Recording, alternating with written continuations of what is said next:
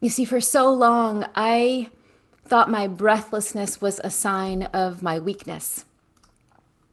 But your breathlessness, my love, is not a sign of your weakness. I wish to tell you what a wise mentor from Stanford once told me when I was a student. Your breathlessness is a sign of your bravery. It means that you are awake to what is happening in the world right now. The world is in transition. I want to begin my remarks by talking about what I mean by that, this era of transition, and the role that I believe that each of us can play in this era of transition, and then how we play it, how we stay in the labor. And that is where I'll talk about why I believe revolutionary love is the call of our times. This era of transition, I believe, will last 25 years. You see, within 25 years, the number of people of color in the United States will exceed the number of white people on this soil for the first time since colonization. And we are at a crossroads. The forces that we have seen rise to dominance in the last few years, white supremacy, patriarchy, tyranny, these assaults on our democracy, these forces are not just going away with a new administration, although we wish they would. No, they're going to be here as long as this nation is transitioning. This crossroads that we're at means that it's a question what the future holds. Will we continue to teeter on the brink of a kind of civil war? More images like we saw on January 6th. A kind of power struggle between us and those who would wish to return America to a past where only a certain class of white people hold dominion. Or will we begin to birth a nation that has never been? In the history of the world, a nation made up of other nations, a nation that is truly multiracial, multi-faith, multicultural, where we strive to protect the dignity and the wellness of every single one of us. With the climate crisis, the stakes become existential, don't they? If we don't start solving the climate crisis within the next 25 years, starting now, there may not be a world at all. We who are alive today get to decide whether humanity itself survives or not. Will we?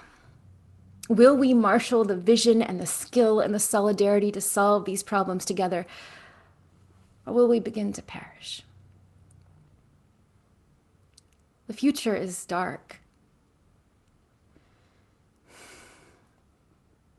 But I have come to ask you this question that I've asked myself every day. Is this darkness in our nation, in our world, is it the darkness of the tomb or the darkness of the womb? What if our America is a nation still waiting to be born?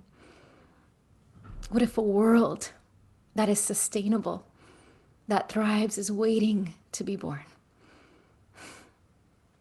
That brings me to you. For I see you as the midwives to a nation, a human race in transition. We need sound government. We need the policies, we need the policy makers, we need just policies, yes. But we know that government alone is not sufficient to take us across that threshold. We need a shift in culture and consciousness. We need a revolution of the heart. And that is block by block work, heart to heart work. That is each of us seeding beloved community where we are. It is time for us to reject all hierarchies of human value. And that's what this is, isn't it? All societies all around the world have been organized by a hierarchy of human value, and here on US soil, the oldest such hierarchy is that of white supremacy. Our entire institutions built to preserve the interests of one group over another have depended on our failure to see no stranger. asked us to be complicit in the lie. But what if those of us who have heard the call to love, a revolutionary kind of love, love without limit, what if those of us, those of you, could look at where you are, your own sphere of influence. You are leaders in arts and education, business and government, wherever you are. Imagine what it would look like to transition the institutions that you are part of to become containers for a beloved community. If we could see this sort of shift in culture and consciousness in pockets all around the nation, would that create the critical mass to transition the nation as a whole? That is my vision. That is the promise that I have made to devote my life to this task, to play my role in the labor. And my particular role is to reclaim the ethic of love and offer people like you holding communities together tools to practice it. I really appreciated what Suzanne said about love. I'm a trained lawyer. And you know what that means. Anytime anyone said the word love to me on a stage, love is the answer, I would roll my eyes. I would leave the room like, you don't know what we're up against. What about institutions that perpetuate oppression? What does love have to do in the face of all of that? I came to understand that the problem is not with love, but with the way that we talk about it in this country. You see, I've spent the last 20 years fighting on the front lines for civil rights in the United States with Black and Brown communities. I have faced police brutality and hate violence and sexual assault. I've worked in prisons, Guantanamo Bay. Sometimes I've arrived in places after a mass shooting where the blood was still fresh on the ground. I have seen how communities have shown up to the labor again and again and again, and how they have survived. Grace Lee Boggs, the only way to survive is by taking care of one another. But I could not see what it took me leaving the country to see. The love ethic at work. 4 years ago, when the last president took power, hate crimes were skyrocketing once again against my community, and I had just become a new mother. And I became an activist in college after Balbir Singh Sodhi. Balbir uncle was the first person to be killed in a hate crime after 9/11. His murder turned me into an activist. And here I was, a new mother, thinking, oh my God, my son is now growing up in a nation more dangerous for him than it was for me. What is this? How am I going to last if the labor is this long? If the labor for justice is this hard, how will I last? And I had a gift that few women who are mothers and activists are ever given. I was given a room of my own.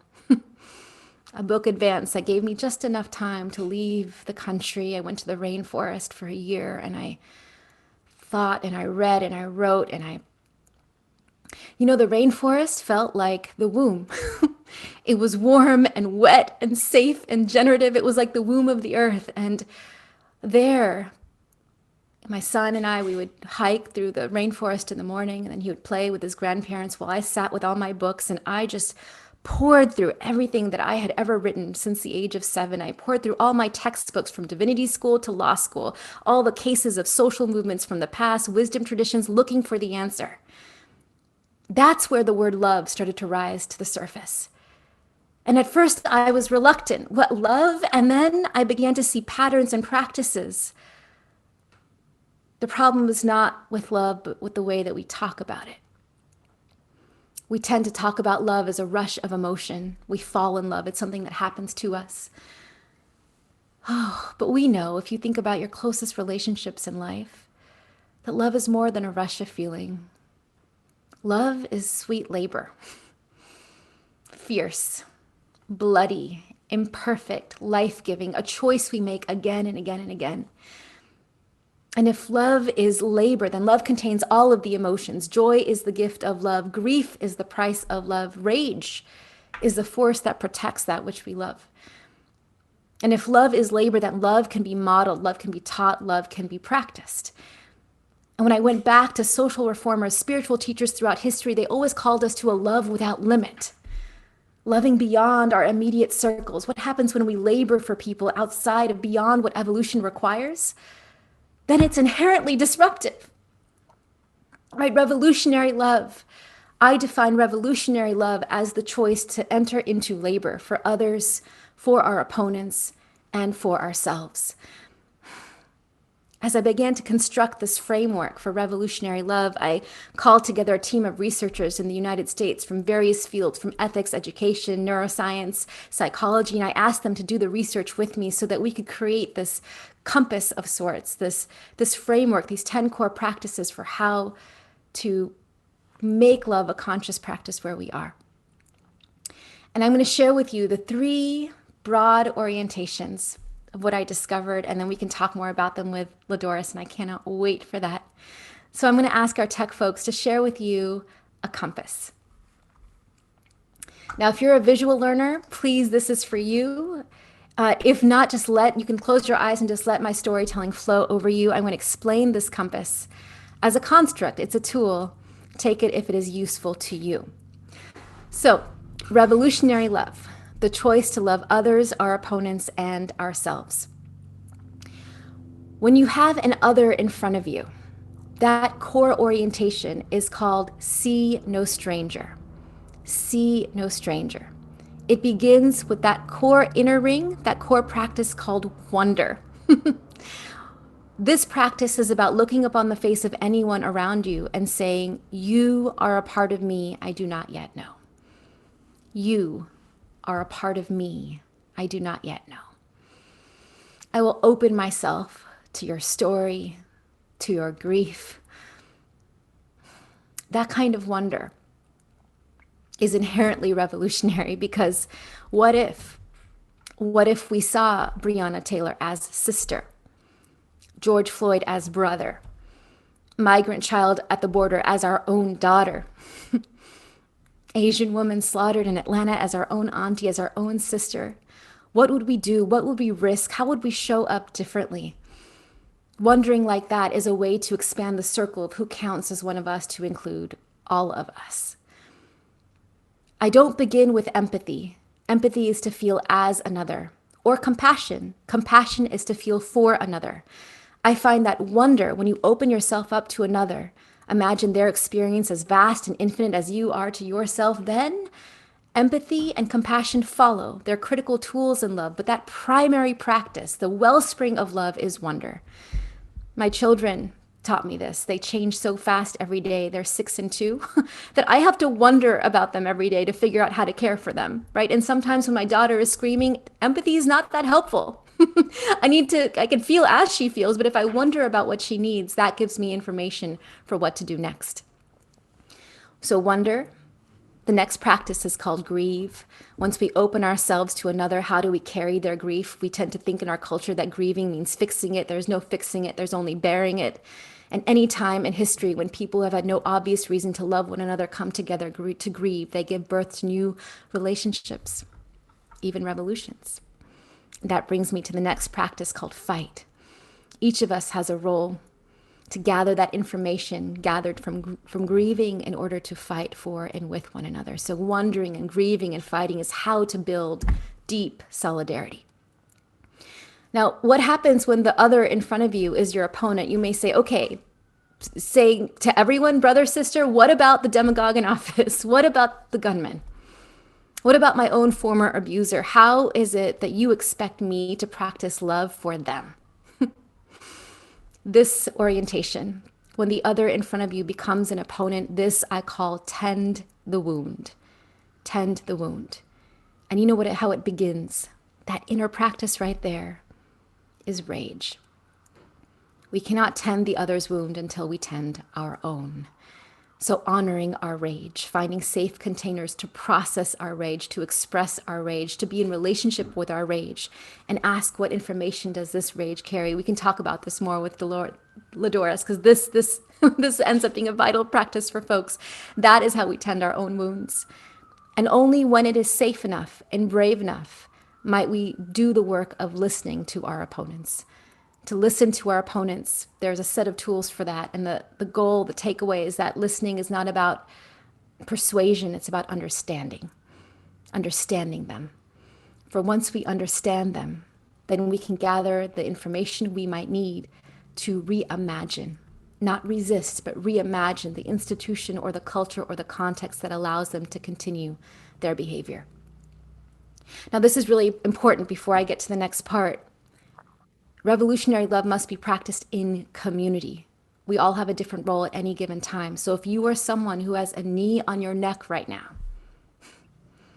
it is not necessarily your role to look up at your opponent and try to wonder about them or listen to them or try to love them. No, my love, your role is to stay alive, to take the next breath. That is your revolutionary act. But if you are someone who is safe enough or brave enough to listen to those kinds of opponents, we need you now. We need you in that labor. Because here's the truth, and this book is filled with stories. Every time I've sat down with white supremacists or prison guards or soldiers or my own former abusers, as much as I want to hate them, when I listen beneath the slogans and sound bites, I hear their story, I see their wound. There are no such thing as monsters in this world. Only human beings who are wounded, who do what they do out of their own insecurity or blindness. That doesn't make them any less dangerous. But to see them not as monsters, but as frail human beings, they no longer have power over us. We can change the context, the cultures, the institutions that allow them to do what they do. We can reimagine a future that frees even them. This is long labor, difficult labor. So I turn the compass once more to ourselves. Now, social reformers throughout history, from Gandhi to King to Mandela, they taught us a lot about how to love others and how to love our opponents, not at length about how to love ourselves. This is the feminist intervention. This Black women like Audre Lorde, Bell Hooks, who teach us that caring for ourselves is not self-indulgence, but a form of political warfare. You see, breathing and pushing is the wisdom of the midwife. She doesn't say breathe once and push the rest of the way. No, she says, my love, breathe and then push and then breathe again. So that core practice is about breathing. How are you breathing today? How are you caring for your body? And who are you breathing with? And only if we're ready do we go to the practice of pushing. When are we ready to enter uncomfortable thoughts or emotions in order to do the work of healing, forgiveness, reconciliation, apology? What are we ready for to evolve ourselves as a way of loving ourselves? And there will be moments when you say, I can't. I can't. It's too hard. And the midwife knows those I can't moments are always signs that the body's in transition. Transition is the final and most dangerous and most painful stage of labor, but it is precisely what precedes the birth of new life. And so this practice is about calling forth sources of wisdom inside of you, bravery, to be able to breathe again and to push again, to transition yourself as you're transitioning the world around you. Loving others, loving our opponents, loving ourselves. What kind of love are you hungering for in this time in your life? What do you need? What does your community need? And I find, I'm back from the rainforest. I'm back, and I am promising you that my goal is to live as long as Grace Lee Boggs, 100 years old. I will not be a woman of color who takes her life or who allows her life to be taken, because I finally figured out how to move through the world oriented to love. And when I'm practicing love, loving others, loving opponents, loving myself all throughout, I notice that the labor itself becomes porous enough to let joy in. To let joy in. Joy is what gives us energy for that long labor. I have come to believe that laboring for a more just and beautiful world with joy is the meaning of life. I am so excited to roll up my sleeves and talk about this with you all tonight. I would just take a screenshot of that compass because it'll disappear in a moment, and you can use it and refer to it for the rest of the evening. I really can't wait to hear from all of you. Oh, LaDoris, hi. Hey, thank you so much, Valarie. I reiterate, I did read your book, and I encourage people to read it, because the way you are a storyteller and the way that you tell your story is just, it touches the heart. So thank you. So we only have about 30 minutes to talk, and I have some questions I want to put to you. So let's start our conversation. So I want to start off, if you would just give us a, I don't know, 2 to 3 minute tutorial, a quick one about Sikh history and culture. And I just want you to know, I go on Google and I go and I write in how to pronounce Sikh. And if you go on, they have actually a vocal thing. And every pronunciation has been Sikh. So talk to us. I've been saying sick, but you let us know how to correctly pronounce it, because I'm being told one thing and hearing others. And then maybe just a capsule about this faith of yours, its history, and a little of its culture. So it is pronounced Sikh with an aspirated H, but if you say Sikh, most likely we will not correct you because we are just relieved that you know who we are. There are 23 million Sikhs worldwide. It is the fifth largest organized world religion, and yet probably among the most invisible. In a nutshell, our faith began 550 years ago in South Asia when a man named Nanak was so distraught by the hierarchies of human value around him, the caste system, Hindus and Muslims and religious violence. He disappeared by a river for 3 days, sitting in perfect meditation. And the sun rose and the sun fell and the sun rose and the sun fell. And people thought he was a dead man, a drowned man, but he was looking for the answer. He was looking for the solution. And he was struck with a vision of oneness. Ik Omkar. Ik Omkar. We are one. We belong to one another. We can look upon the face of anyone and say, you are a part of me I do not yet know. Guru Nanak was so struck with wonder that he began singing a song of oneness. And so all of our scriptures are not stories or rules or commandments. They are divine poetry, ecstatic poetry, singing the praise of love all around us, inside of us. Nako beri nahi begana. I see no enemy, I see no stranger, said Guru Nanak. These are Guru Nanak's words. I see no enemy, I see no stranger. He taught that all of us can see the world in this way when we quiet the ego inside of us through music or meditation or poetry or recitation and turn and look to the world through the eyes of wonder. That's how we fall in love, he says. But my grandfather, who'd tell me these stories when I was a little girl, he said, but love is dangerous business. Love is dangerous business. For if I see you and if I love you as my sister, as my brother, then I must fight for you when you are in harm's way. So Guru Nanak's followers became known as Sikhs, which means students of truth, disciple, but we became known as Sant Sipahi, warrior sages or sage warriors. The warrior fights, the sage loves. I took it as a path of revolutionary love. Wow, thank you. So talk to us about Oak Creek, Wisconsin.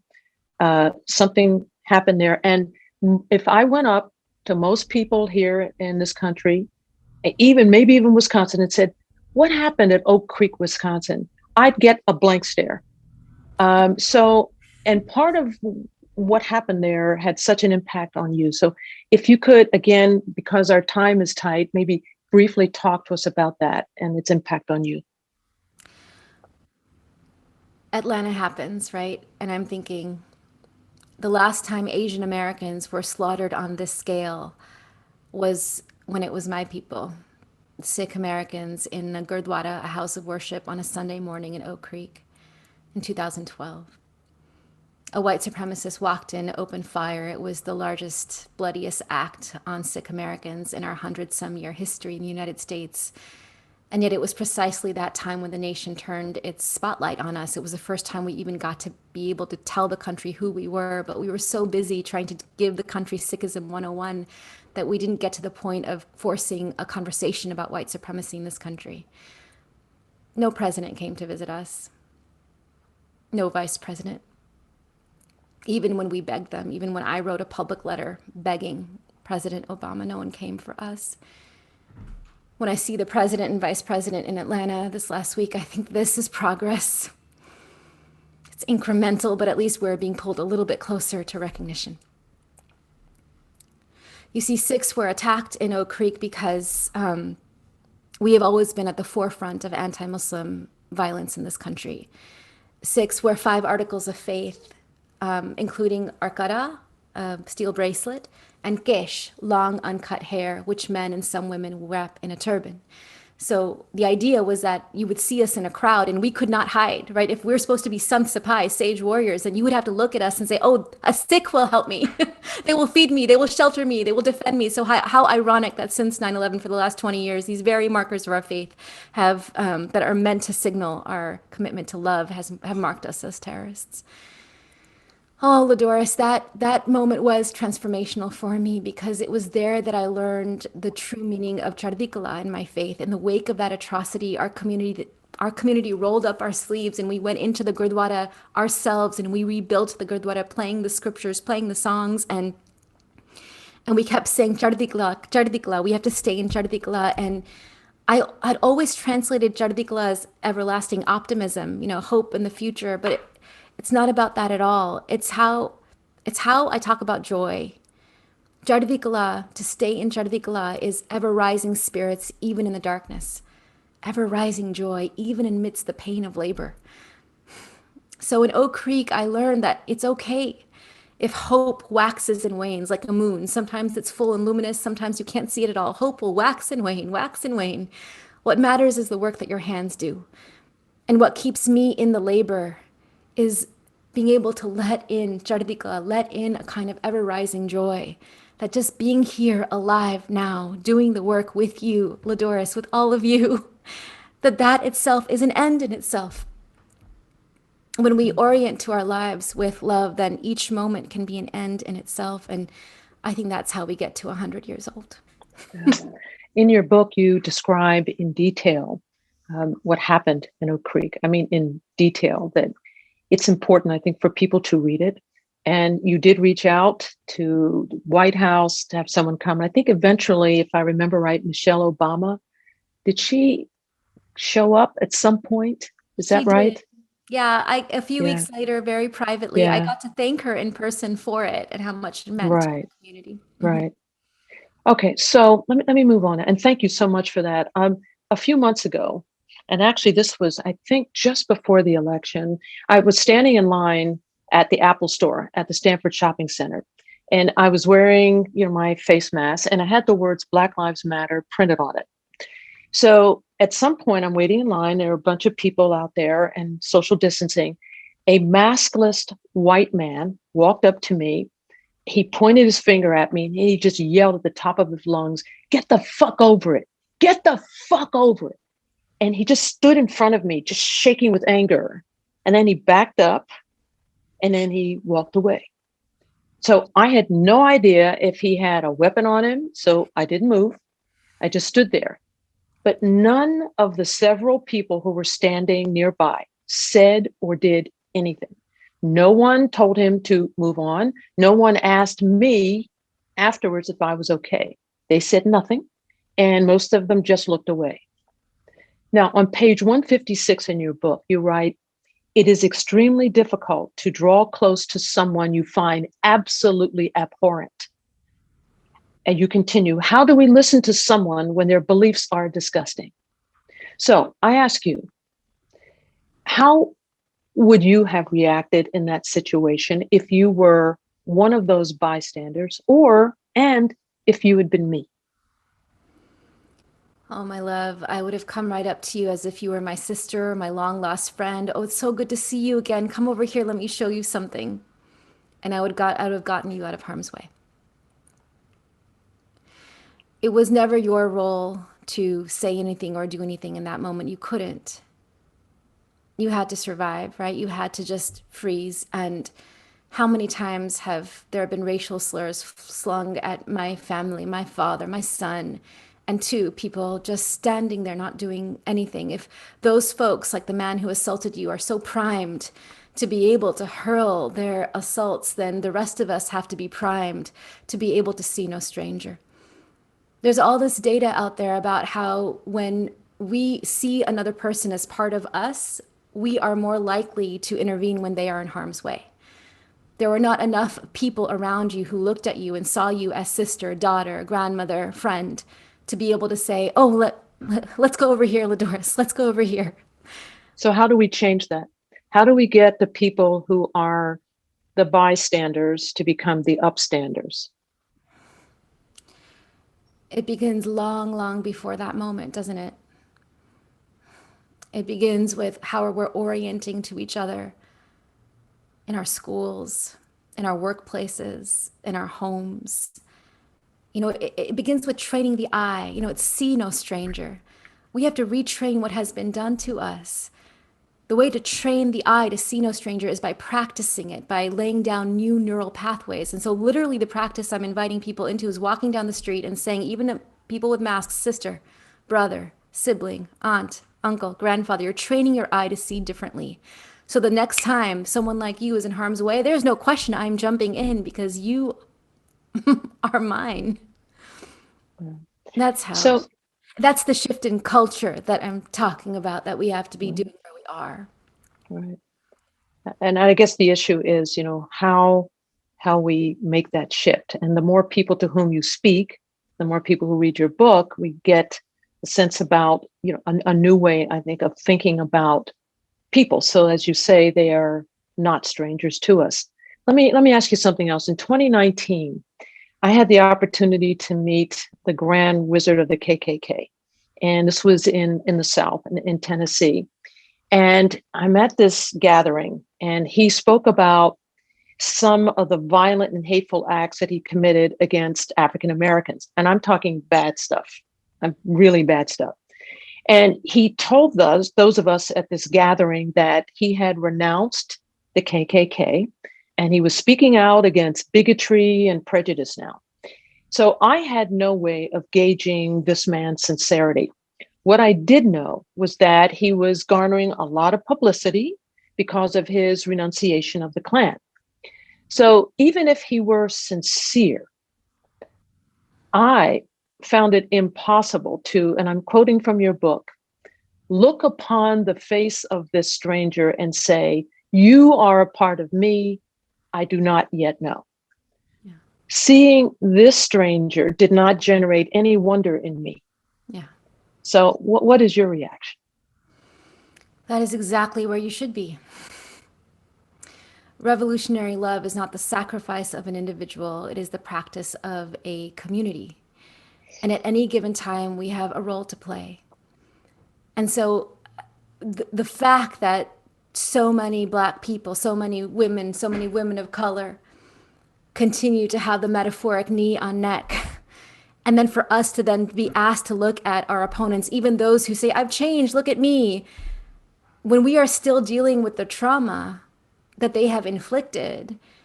I mean, that is where I say our revolutionary act is to tend our own wounds, to take care of one another. Let other people be the ones to gauge his sincerity. Let other people be the ones to sit with him. Other white people who are also formally renouncing their allegiances have to find somewhere to go, so let them go to him.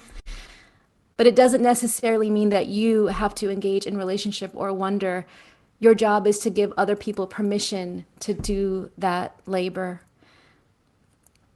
I'll give you one more story because this is a recent one. It wasn't in the book. On January 6th, it was a harrowing day for our country and specifically for my family.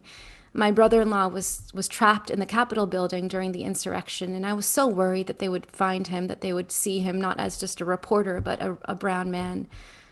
I didn't know if he would make it out alive, and we were watching the images and on the phone with his wife, sobbing, his mother, and only when he left did I notice what was happening in my body. I'm like, oh, this is terror. He's safe now, so I could feel my body in terror. And this terror is familiar. How many times have I seen people I love in harm's way and have been helpless to save them?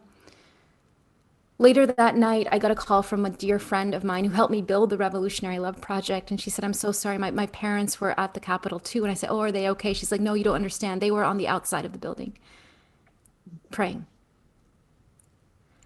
So here I am, my brother-in-law's on the inside, and the parents of this woman I love were on the outside. And in that moment, LaDoris, I thought of Dr. King's words that we are bound together in a single garment of human destiny. As much as I wanted to hate those people, despise those people, rage against those people, I could no longer see them as monsters when I saw them through the eyes of their daughter, who saw them not as fully evil, but as deeply wounded, deeply misinformed, whose racial biases have been whipped up. That doesn't make them any less dangerous. But it does make it possible to say, these are wounds that we can tend to. It's not my role, but it might be hers. If each of us can figure out what our roles are, then perhaps the millions of people who are all the way or lost or in between, we can take them along too and hold up a vision for a country that says, no, there's a place for you in it. Okay. So anti-Asian violence has increased in the aftermath of Trump, his repeated reference to the coronavirus, it's a Chinese virus, Kung Fu flu, all of that. So 2 weeks ago, 8 people, 6 of them Asian Americans, women who were murdered in Georgia by a young white male gunman who one police officer described as just having a bad day. America has seen African Americans, Latinx, Asians, Muslims, LGBTQ people, and women abused, injured, and murdered by law enforcement and by private citizens armed with guns and armed with hate. You have 2 children. I have 2 daughters. I have 5 grandchildren, all of whom are children of color. Are you worried about their survival in this country? And if so, what can we do to keep them and all children and grandchildren of color safe?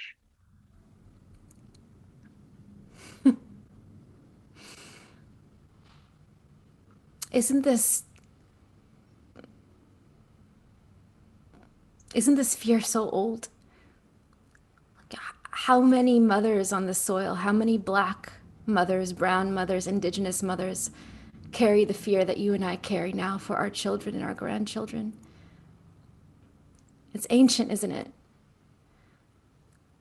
I think that if there is such a thing as intergenerational trauma, and we know there is, and there must be such a thing as intergenerational resilience, intergenerational wisdom. So I say the first thing, right? Gracely Boggs, the only way to survive is by taking care of one another. I think the first thing is to be able to draw on those practices, to gather our children together, to be able to still protect joy each and every day in our home. On the darkest days, we still dance together. We wonder about each other. We love on each other really well, really hard, and we teach them how to be careful out in the world. And I don't know, LaDoris, I don't know if it's going to be safe enough when they grow up. I don't know. Hope, right, waxes and wanes. All I know is that I want to stay in the labor, and that progress, if we think about the story of America as one long labor, then progress is not linear. Progress is cyclical, a series of expansions and contractions. Expansions and contractions. So when I thought of last summer, 2020s, after George Floyd's death, it felt like 1968, it felt like 1992, it felt like nothing had changed. And yet there was a wall of white people in front of Black people kneeling in the street in front of an army of police officers. We had never seen those images before. Multiracial uprisings for Black lives around the world. This time, too, with Asian American violence, I thought this was just like 9/11, just like Bobir Uncle's death, just like Vincent Chin. Here again, we're made the enemy, we're made suspect, we're made perpetually foreign, we're being killed, we're being raped, we're being targeted, and then I'm saving newspaper articles. Things I've never seen before. People volunteering in Chinatown to walk the elderly home.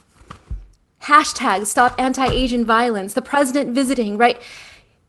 If we think about progress as cyclical, then every turn through the cycle touches upon previous traumas. We've been here before. And yet every turn through the cycle gets us a little bit closer to what is wanting to be formed if we show up.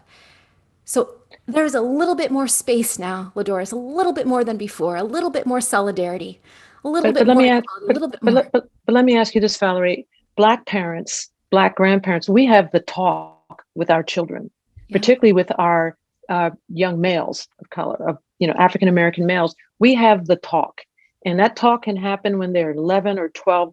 I mean, do you have the talk? Are you going to have the talk with your son? I heard my first racial slur when I was 6. My son heard his first racial slur when he was 4. So of course I've had the talk.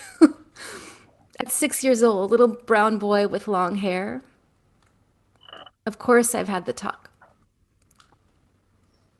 And I think, you know, when I talk about progress being cyclical and a little bit more solidarity than before, I think what needs to happen and what is happening is that white people are realizing that racism is not our problem, that it's their problem.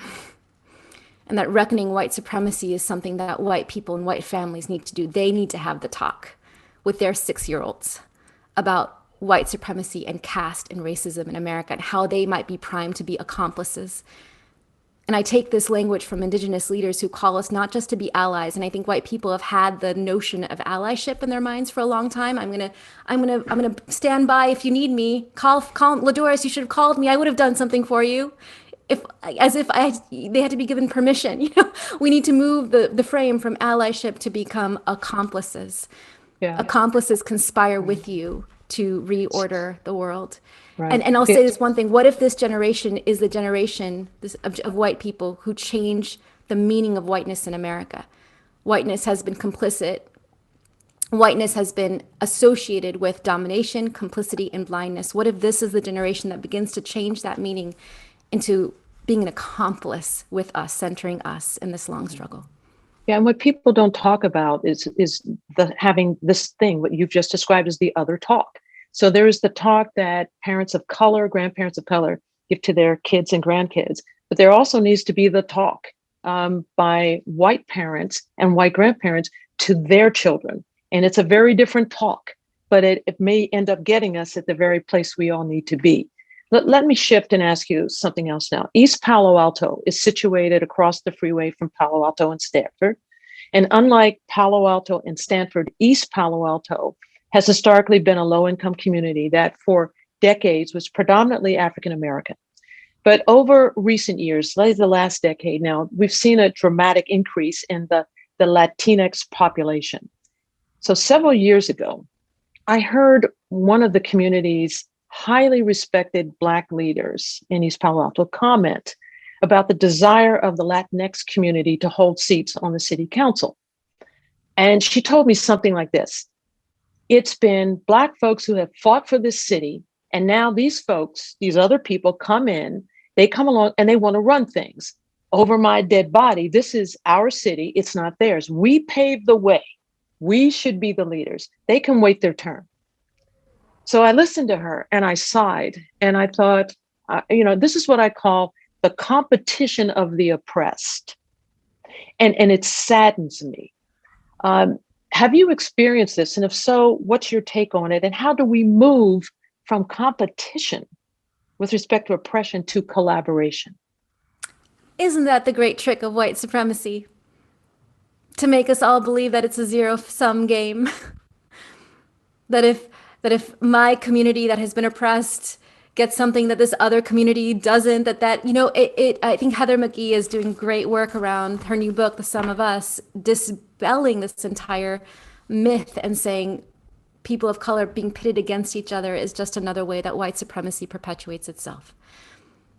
I will say this, and Isabel Wilkerson's work on caste has really helped me with this, imagining, really a kind of caste system at work in the United States, a ranking of human value. And if that's the case, white on top, Black on bottom, the rest of us sort of middle caste, some of us aspiring to whiteness, others trying to find solidarity, then that we have some guidelines that might be helpful for us about how to form solidarity, build beloved community here in the United States. And these are my guidelines. If I'm in a place that centers Black lives, because with anti-Blackness in this country, we know that Black liberation is central to collective liberation. So even those Latinx people in that community, can you still be in positions of power that still center the Black lives that are represented in the society? Because that is vital for any picture of solidarity. So centering Black lives, if we begin with Indigenous wisdom and Indigenous resilience, for the memories of Indigenous people are the true starting point of the histories of the Americas, just as we did in this gathering. They've already survived the apocalypse, right? They have something to teach us about how we can get through this. Center Black lives, start with Indigenous peoples, and follow the lead of women of color who know more often than not how to leave no one behind. And it's a space where white folks, people of privilege, know how to be not just allies, but accomplices. Anytime I'm in a movement space, an organizing space, a gathering space, if I can try to achieve those things, centering Black lives, starting with Indigenous, following the lead of women of color, making sure everybody has a role to be accomplices in that picture, then I know that it's a place of power and possibility. Yeah, but I must tell you, when this person said this to me, I called her out on it. I just said, wait a minute, Yeah. just stop a minute here and think about what you're saying about how, and it didn't go well. I mean, she was offended, and why aren't you standing up for so I guess what I'm saying is that, this is not all of this stuff you lay out. These are not easy roads to travel.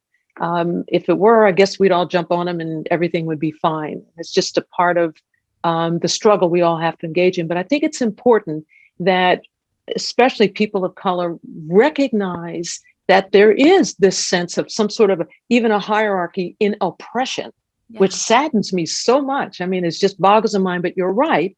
It is absolutely a response to a consequence of white supremacy. So all of this is so entwined, and there's so many things that have to be teased out and lessons learned. We're getting kind of close to the end of this, and I'm going to ask you something else now. I come from a long line of warriors who overcame slavery.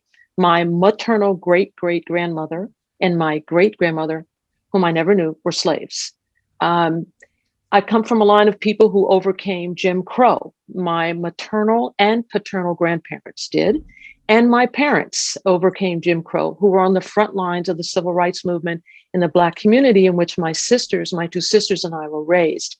All of these folks suffered humiliating and hurtful racist-based experiences. And all of these folks were able to pave the way for a better life for the generations that followed them. None of them were haters, even though they had every reason to be. So I then stand on their shoulders. Given how short our time is on this earth, I think we have to decide the most efficient way to use our time. So what do you say to people, and I think I am one of those, who does not have the time, want to take the time to listen to our opponents, to, in your words, hear their pain and understand the wounds behind their words. And I think I'm one of those and I'm a lot older than you. So I have more time behind me than I have ahead. So what do you say to folks who are like, I don't have time for this, to be worried about those folks who are making life difficult for so many people? Yeah. LaDoris, we need you exactly where you are. We need you to build solidarity. We need you to take care of your own. We need you to continue with that labor. If you know that's the role you need to be playing, you play that role.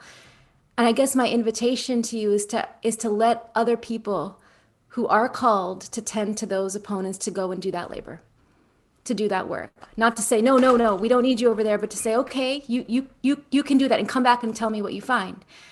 Because here's what I've discovered is that this love ethic for our opponents, it's not just a moral act, right? It is strategic. It is strategic. We gain information about our opponents to figure out who's putting the guns in their hands, what radio stations are they listening to, what grievances do they carry, who's authorizing them to hurt us. It makes me a smarter advocate.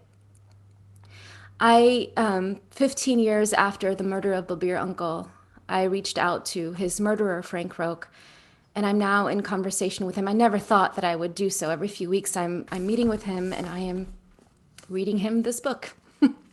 Some people might say, we don't need your energy there, and I get it. I get it. Our people are hurting. Why are you even giving him the time of day? And I have to say, well, I don't want you to do this work. You don't have to do it. There's something in me that feels like I need to find out something. I have some wonder in me. I got to sit with him, and it was so hard, but I have. And when I hear him, he was a monster to me. He had power over me for 15 years until I saw him for what he was, a frail and broken man. And when I heard his story, I began to understand, oh, okay, all of this white nationalist rage, so much of it is a symptom of unresolved grief. They are grieving the notion that this country ever belonged just to them in the first place. Somebody's got to help them with that grief.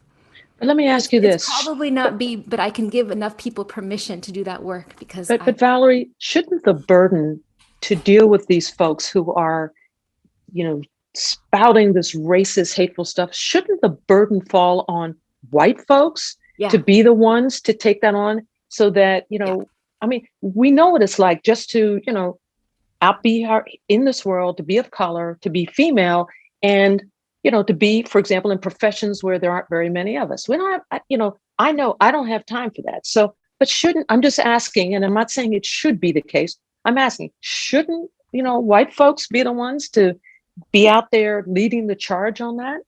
yes.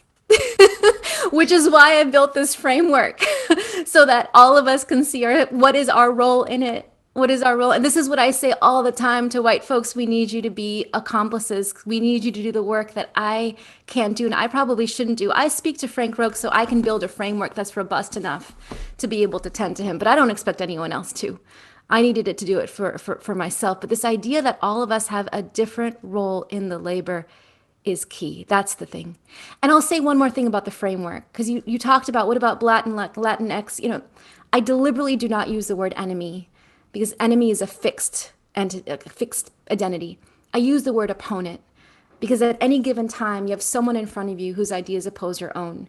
So this framework, this compass for revolutionary love, you may say, well, I'll never use that opponent part because I'm just going to focus on myself. But sometimes, your colleague becomes your opponent. Sometimes your friend, sometimes your child. And what are the tools for you to be able to approach that in a healthy way? So this work around rage, tending to your own rage, only when it is safe enough to listen and then to reimagine solutions for all of us, that tends to be a flexible and useful tool for any of us where we are. Right. So I just have one final question. We have some questions coming in the chat room, and I want to ask this last one. If we have time, I'll grab one. So in your book, you write this, and I quote, "Every social justice movement in the United States has been infused with the energy of faith leaders who ignite our moral imagination and connect us with our ability to recreate the world around us. We do not need religion to imagine the world we want." Okay. So in what ways can ALFers, the people who are listening in today, go about reimagining and then recreating a more just world? Oh, If you could just give one example, just give one example. Yeah, like protect space to do it. Protect space to do it. 4 years ago, remember we were all about resistance, resist the state violence, resist the resist. I had T-shirts like the resistance. We called ourselves the resistance, and I was so proud of our act of survival. And at the same time, I was deeply worried because if we're only resisting, we're not reimagining anything, we're not changing anything, we're not birthing anything new. And so I feel like we're now in a moment where there's more space now to reimagine. And we are seeing people come together to reimagine the criminal justice system as we know it, policing as we know it, voting as we know it, right? But not just those big, I feel like I know that every institution on this soil needs us right now to transition it to a place that is truly anti-racist, equitable, and sustainable. Every institution, whether it's a school, your kid's elementary school, your house of worship, your workplace, your industry, your own home, to show up to the labor means to look where you are and think about how you can build beloved community where you are. And that's where the work of reimagining and protecting space for you to reimagine with others, not just the world as it is, but what it ought to be, that's frontline social justice work. Valarie Kaur, thank you so much for this conversation and spending some time with us. I appreciate that you are so candid, that you are forthright, and you have, I always think when you write a memoir, it's not worth writing a memoir unless you're going to be totally, completely honest. And this is one hell of an honest memoir and manifesto. So thank you so much. So I'm now going to turn these over to Akemi, and I guess we're going to head next into the breakout sessions. Thank you. I'm just so moved by hearing you all speak. Thank you for that opportunity. I've really missed people this year. I've missed being in community. I've missed talking about this stuff. My book came out at the onset of the pandemic. And so I've been in 200 live events, but that without able to hear people, see people. And when I talk about love, I'm introducing this new framework. But truly, love is our birthright. It's in our wisdom traditions, in our social movements, in our communities, in our ancestry. It's in our being. It's in our blood. With it, we all have the ability to tap into what love means to us. And so to be able to hear where you're struggling with it and where it's speaking to you, and I'm offering a new tool for something that helps, that I want to put in your hands if it is helpful to us. So there's nothing more amazing for me to hear you all engage with it. So I thought I would close with a story about, this question about what do we do? What does it look like on the ground? How is it not abstract? What is it? I wanted to tell you a story about how I have seen revolutionary love at work. Especially because this framework, when people hear love, when they hear even about the framework, they think it's about individual or interpersonal interaction only, and not about institutional change or systemic change. But I designed it to keep us in the labor for justice. So here's the story.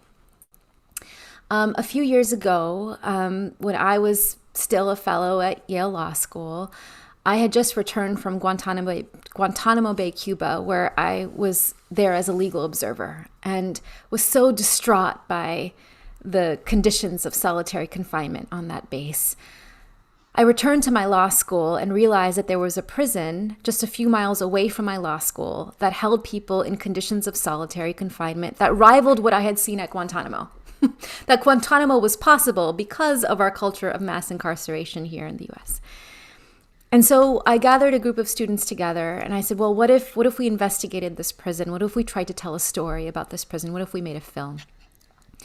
And we spent a year sitting with former prisoners, their families, hearing story after story, 23 hours a day in lockdown, 1 hour in a larger cage, how people began to hallucinate, how it was a form of torture, how the years would turn into decades for some people. They were almost all brown and black men. And at somewhere along the line, as we were wondering about others, grieving with them, imagining how to fight for them and with them, I began to think about our opponents. In this case, the correctional officers. I began to wonder about them. And I wanted to listen to them. Now, this was controversial. The other students at the law school was like, how dare you give them even the light of day, give them any kind of attention? And there was something in me that wanted to put what was forming as the revolutionary love framework at work. And so when we decided that, yes, we were safe enough to do this, we sat with former correctional officers and we listened to their stories. And at first, as much as I wanted to hate them, calling themselves captives, talking about their own suffering, finally I began to listen and hear them on their own terms. And they were describing high suicide rates, high depression rates, high alcoholism rates, that they had to go into a system every day that required them to dehumanize others, and that was taking a cost on them. It was not equivalent to the suffering of those behind bars, but still it was a woundedness caused by the institution. So over the course of the year, we told a story. We made a film that included the stories of the prisoners and the stories of the correctional officers. This was new. When our film was released, The Worst of the Worst, we called it, the Department of Corrections saw the film and saw that we were naming the bad guy, the real enemy, the institution itself, that it was harming everyone who walked through its doors. As a result of our film, together with a policy report that Yale Law School put out, the prison slowly, quietly began to empty its cells. It went from 400 to 40. And I thought, this is progress. This is amazing. And I began to, tell it as a story of success. But over the course of a few years, and I write about this in chapter 6 of See No Stranger, the prison began to fill up again. And this is where I thought, okay, the labor for justice lasts a lifetime. I may not live to see the fruits of my labor. But what I didn't know, what I couldn't know, was how the film sparked people on the ground there in Connecticut to stay in the labor. that formerly incarcerated young people with their parents, with community advocates, and now with former correctional officers maintained the movement. And I'm astonished to announce, I haven't even announced this publicly, I just got a note from my law professor at Yale Law School saying, look at what you did, look at what happened. 9 years later, the Department of Corrections has announced that it will dismantle Northern Correctional Facility. Dismantle the Supermax prison. If we can do it in Connecticut, we can do it in states all across the country, end solitary confinement as we know it. And I've been reflecting on how we did it. How, right? And there's that compass, right? It was the compass at work, love for others. They were wondering about each other, grieving with each other, fighting for each other, building coalitions of solidarity, right? Then they were loving on themselves. How do you last in the labor that goes for a decade? When you're dealing with your own trauma, you take turns, you breathe, you count on each other, you hold each other, you breathe before you push, right? They had to find longevity in the labor. And some of them, and we just happened to be among them, did the work of wondering about our opponents, seeing them as not as evil, but as frail and wounded human beings, gathering information about them, and then reimagining a solution that would free even them from a system such as this. Revolutionary love. This is why I believe it's the call of our times. All of us are part of institutions that either need to be dismantled and replaced, reformed, or reimagined. And staying in the labor with the ethic of love, I believe, is how we last. So this goes to your question, like, what do we do? What do we do? How do we practice it? I'm really excited. I will ask our tech person to show that compass once more. We have created a learning hub, a Revolutionary Love learning hub. You could read the book and go to it. You don't even need the book to go to it. We have created a learning hub with a team of research scholars that, here it is. You go to ValarieKaur.com. We haven't announced it yet, so this is sort of the soft launch of it. I'd love to hear what you all think. When you go there, you'll see the compass come to life. And there are practices and guiding questions, videos, tools, tutorials, and there's also an educational guide, a complete 100-page curriculum with case studies and everything about the 10 core practices and how we might be able to equip our young people in particular to be able to practice this together. What's been so exciting is that in the last months, we have seen people approach us from all sectors of public life. Educators are coming to us saying, we want to make revolutionary love the ethic of our school culture. We're talking about love and respect, but how? We need a shared vocabulary. So elementary schools, pre-K, all the way up to high school. We're working a lot with independent schools, especially here on the west side of Los Angeles, to start to pilot these programs. At the same time, we see faith leaders approaching us, saying we want to make this compass how we do love and service in our houses of worship. And just now, I'm seeing organizations, including advocacy organizations, and companies, corporations, saying, how do we think about building beloved community where we are? The good news is a little overwhelming, to be honest, but the good news is that I am in this work for a lifetime. I'm not going anywhere, everyone. So my promise to you is to move not slowly, but deliberately. I want to continue to build our learning hub, to continue to build these tools. And I've been really emboldened by some research that's come out of Harvard around social change. They say that when 3.5% of a population engages in a nonviolent action, it creates change throughout an entire society. So that's about 11 million people here in the United States. My vision, what if we could meaningfully equip 11 million people in this country to make love a conscious practice where they are, to build beloved community where we are?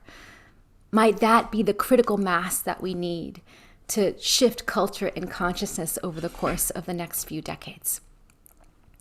I invite you to join the movement. You know, I never intended to start a separate movement. I wanted Revolutionary Love to see the existing movements and campaigns and collectives out there, but it's sort of becoming its own force too. People are developing artwork and songs. The song that you heard at the beginning that you're gonna go out on is a song written for the movement by Ani DeFranco and Justin Tranter called See No Stranger. Her new album is called Revolutionary Love. So we're seeing cultural artifacts being produced in different sectors, surprising places. Hailey Bieber, I just took over her Instagram account, wanting to hear about love as an ethic. So I think, okay, all right, if we can do this together, then perhaps it's the song that we might sing all together. Now that I've found revolutionary love, it is the song I'll be singing for all my days, and I just invite you to sing it with me. So I'm going to put my email address in the chat. If you feel like this is something you want to take into your life, your community, you want to see help build in any kind of way, engage with the Learning Hub. It's all free, by the way, all free and available to anyone. Most of the sources are open source, so that no matter who we are, where we are, we can take these tools. But if you want to dig into it even more meaningfully with me, please let me know, reach out. The last thing I will leave you with in my last 60 seconds is this. LaDoris talked about her ancestors, and oh, how gorgeous the way that she talked about how her ancestors gave her not their trauma, but their resilience, right? You heard her talk about how, they weren't haters. They did something with their time on Earth. That's what I want to do. And I've been thinking a lot about this notion of ancestors, and I've been thinking about us, that we will be someone's ancestors one day. They will summon us.